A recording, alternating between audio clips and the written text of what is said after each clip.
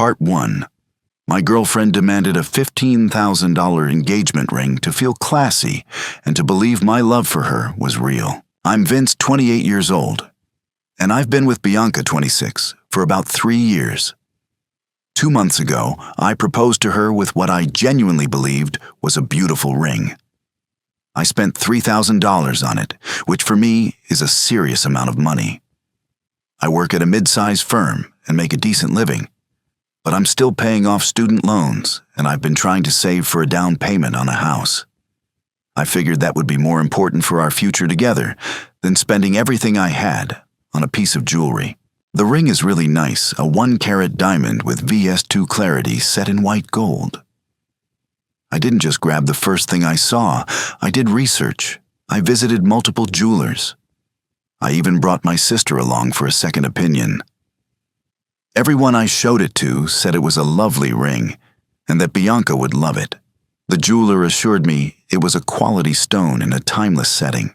When I proposed, Bianca said yes and seemed genuinely happy. She cried. We called our families, posted on social media. It felt right. But about a week later, I noticed she wasn't wearing the ring much. I asked her about it, and she told me she was just being careful with it at work. That seemed reasonable. Then her mom, Nina, came to visit. Nana has always been a little particular. She makes comments about people's houses, their clothes, even their cars. I'd mostly learned to ignore it, but this time was different. Bianca showed her mom the ring, and I could see Nana's face drop the moment she saw it. She tried to play it off, but I caught that flash of judgment. Then came the questions. So Vince, where did you buy this ring? At a local jeweler downtown, I said, trying to keep my tone neutral. And how much was it, if you don't mind me asking? I paused. I didn't want to answer, but Bianca was watching me waiting. It was $3,000, I finally said. The silence was thick. Nana just nodded stiffly. Oh, I see. Then she changed the subject. Later that night, I overheard them in the kitchen. Honey, you know I love you, Nana said. But this ring, it's just not what I pictured for my daughter. Mom, it's fine, Bianca said. No, listen. Are you sure he's really committed to providing for you? This doesn't look like a man who's ready to support a family. To her credit, Bianca tried to defend me. But then Nana went in for the sting. Look at your cousin Hazel's ring. Now that's a ring that shows how much a man values his woman. For context, Hazel's fiancé is a surgeon. Her ring probably costs more than my car. The next day, Bianca sat me down with her mom beside her. It felt like a weird intervention. She tried to sound calm and kind. Vince, she said, I love what you did with the proposal. It was beautiful and the ring is beautiful. But maybe we could think about upgrading it. I blinked. Upgrading it? What does that even mean? She sighed. Something with a little more presence. Presence, I repeated. She nodded, glancing at her mom, who was sitting right there like a silent judge. It's just, Mom made some good points. I'll be wearing this ring for the rest of my life. I want it to reflect our relationship, how strong it is, how meaningful. My chest tightened. I thought it already did reflect our relationship. I put so much thought into choosing it. I spent what I could afford. I know, she said, reaching for my hand. I understand. I do. But maybe, couldn't we look at some other options? Maybe finance something a little nicer. That's when I snapped a little. So what? If the ring isn't good enough, maybe you should just give it back and we can reconsider the engagement. Her eyes widened. Vince, I can't believe you'd say that. I'm not saying I want to end things. I'm not either, I said, already frustrated, but I'm not going to go into debt just to buy a bigger diamond. The ring is beautiful. It's more than enough. That's when Nana jumped in, sharp and blunt. You're being stubborn and selfish. A man who truly loves a woman gives her the best he can. I looked her dead in the eye. I did give her the best I could. The best I could afford while being financially responsible. Then came the final jab from Nana. Maybe you two aren't ready for marriage if you can't even have this conversation like adults. Like I was the immature one for not wanting to spend 10 grand on a ring. Now, Bianca isn't really speaking to me. Nana definitely isn't. And I'm standing my ground. I'm not returning the ring. I still think it's beautiful. And honestly, I think they're being shallow. Bianca says I'm being inflexible and not considering her feelings. But when she says that what I actually hear is, should I just suck it up and spend more money to keep the peace? For context, since a lot of people have asked, no, Bianca, and I never sat down and discussed a ring budget. But she knows what I make. She knows about my student loans. She knows I've been saving for a house. She's never acted materialistic before. We split most expenses evenly, and she's never expected fancy gifts. That's why this entire situation threw me off so hard. And just so we're clear, yes, the ring is real. It's a certified diamond from a reputable jeweler. It's not huge, but it's not tiny either. I've shown pictures to friends, coworkers, and my sister. Everyone has said it's lovely. Then yesterday, Nana called me. She spent almost 20 minutes explaining why I was wrong about everything. Vince. She began in that overly calm voice she uses when she thinks she's being reasonable. This isn't really about the money. It's about what the ring represents. An engagement ring is a symbol of how much a man values his future wife. By choosing a modest one, you're telling the world you don't value Bianca that much. I clenched my jaw. I tried to stay calm. Nana, that's not true. I do value Bianca. That's why I spent what I could afford. I picked something beautiful and meaningful. She cut me off. Real men sacrifice for the women they love. If you truly loved Bianca, you'd find a way to get her a proper ring. My patience was wearing thin. What do you mean, find a way? I asked. Well, she said casually, you could take out a loan, or ask your parents for help, or pick up a side job. There are options. I shook my head. I'm not going into debt over a piece of jewelry. That's just not smart. She gave a small annoyed sigh. That's exactly the problem. You're putting money above Bianca's happiness.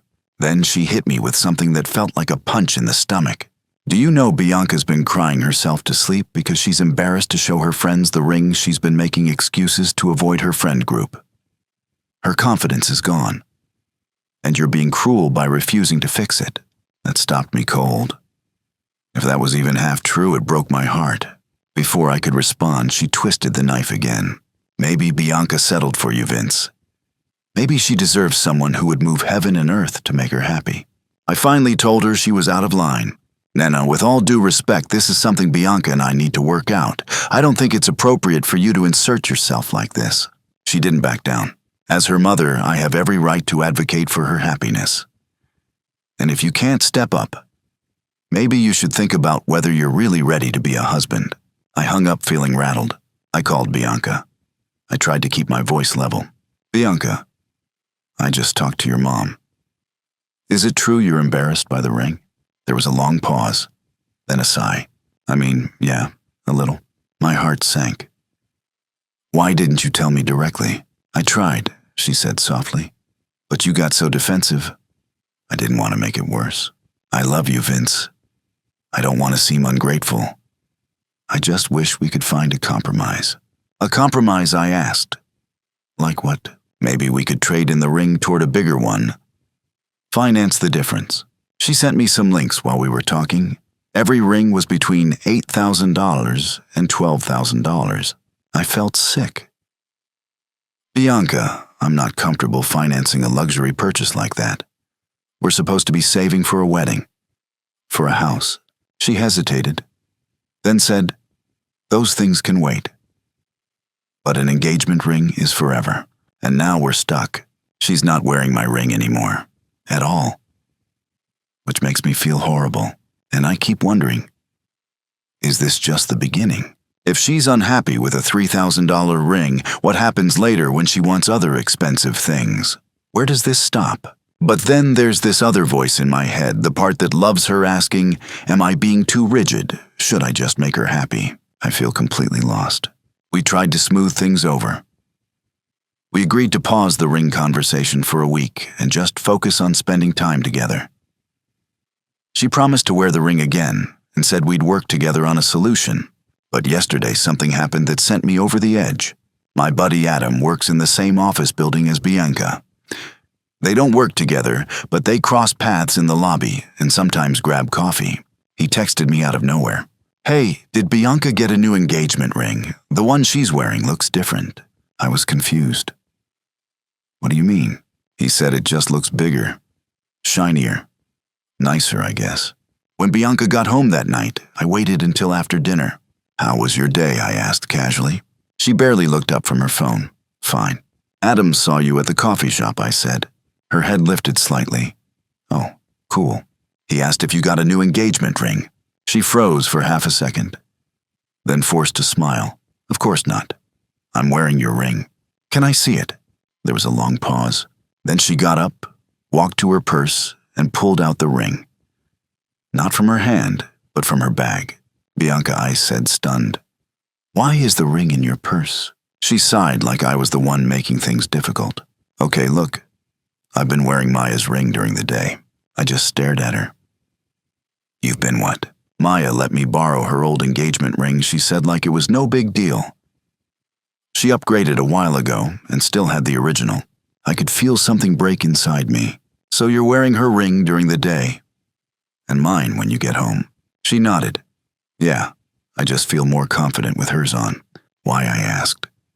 "Why would you do that?" "I'm tired of feeling ashamed," she said.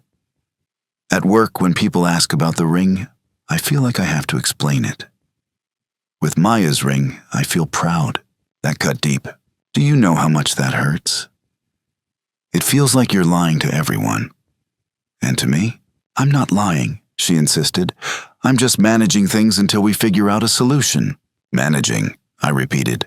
"What do you tell people when they ask about the ring?" "I don't tell them anything. If they assume it's mine, I don't correct them." "That's lying, Bianca. You're making this about you," she snapped. "It's about finding a solution that makes both of us happy." Then she said something that stuck with me.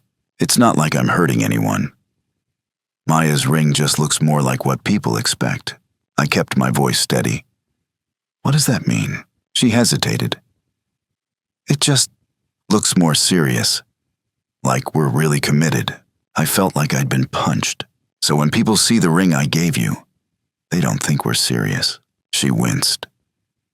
"Sometimes people say things like how sweet it is that we're taking it slow, or that maybe we're just testing the waters."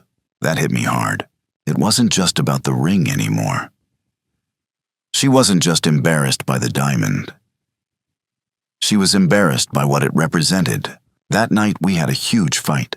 "Bianca," I said, trying to stay calm, "if you can't be proud to wear the ring I gave you, maybe the issue is bigger than the size of the diamond." She rolled her eyes. "Don't be dramatic, Vince.